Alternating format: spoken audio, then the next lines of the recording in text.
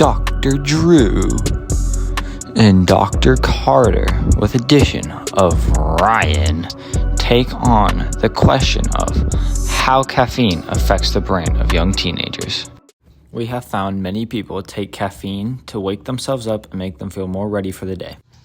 Part 1. What is caffeine? Alright, this is how caffeine works. Caffeine is a stimulant, and it is a substitute for ATP, which is basically energy. And so basically, when we get tired, our bodies give us this chemical called adenosine, and it's the tired chemical. There's lots of other ones, but this is one of them. And caffeine is a stimulant. And so caffeine acts as a replacement for the adenosine, which is the tired receptor. And so instead of the adenosine, which are these, fitting into these receptors in our brains, the caffeine is blocking them and making it so the tired chemical doesn't get to our brains. And so that's why caffeine makes us hyper. But the problem is, once that caffeine is away, all of them come straight back. And we crash just as hard as we were tired before. So caffeine, yes, it does make you more hyper and focused, but when you crash, everything just comes back the same.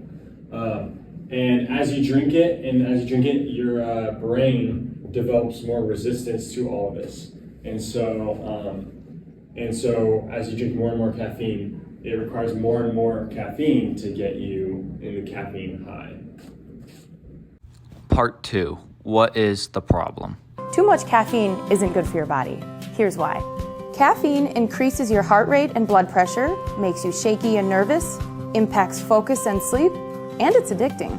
Caffeine also makes your brain and heart work harder than they need to. A common sign in cardiac arrest is fast beating of heartbeat, which is caused by caffeine. Over 350,000 people in the United States have died due to caffeine overdoses. Part 3. Do you drink caffeine?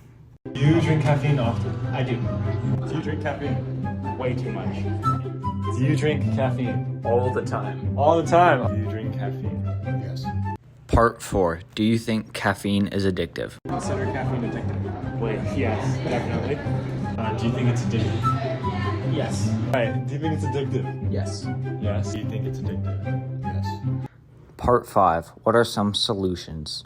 Try and restrict my caffeine intake, or at least most of it, to the early part of the day. I'll stop drinking caffeine sometime, usually around 3 or 4 p.m. I don't drink any high amount of caffeine after 4 p.m. and generally not coffee. But when you wake up in the morning, depending on how well and how long you slept, your levels of adenosine might be zeroed out and you feel really alert, or you might have a small amount of adenosine hanging around.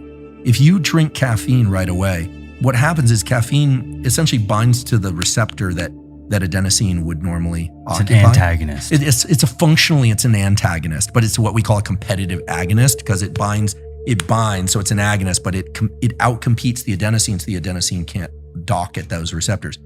So that's great because you start to wake up. But then around 2 or 3 p.m., as that caffeine wears off, the adenosine that's still around binds to those receptors and you get the afternoon crash. As the evidence has shown, caffeine in the morning can increase how you're feeling and feel more lively, but as the afternoon comes in the middle of the day, non-caffeine will overtake the caffeine energy and you will feel more and more tired as the night goes on with caffeine. Studies have shown that the body releases cortisol first thing in the morning, which clashes with caffeine. The best thing that you could do is wait an hour to 4 hours to drink caffeine in order for the stress hormones effects to fully decrease to not clash with the caffeine. This in return would give you the caffeine effect for longer without giving you as big of a crash that you would normally experience. Now that we've found some problems, some solutions, and some evidence to back up how caffeine affects teenagers, here's our closing thoughts. Caffeine isn't inherently bad if just used to wake up a little bit, but if used in too large of doses or over a prolonged amount of time without rest, can cause detrimental effects to teenagers, such as reduced brain development and broken up sleep cycles, just to name a few. So if you're going to use caffeine, use it wisely. Our call to action is to delay drinking caffeine in the morning, and if we can, to reduce how much we're drinking by copious amounts so that we are able to get better sleep at night, then reducing the need of caffeine in the body, which will better in mental health, anxiety, blood pressure, and heart rate.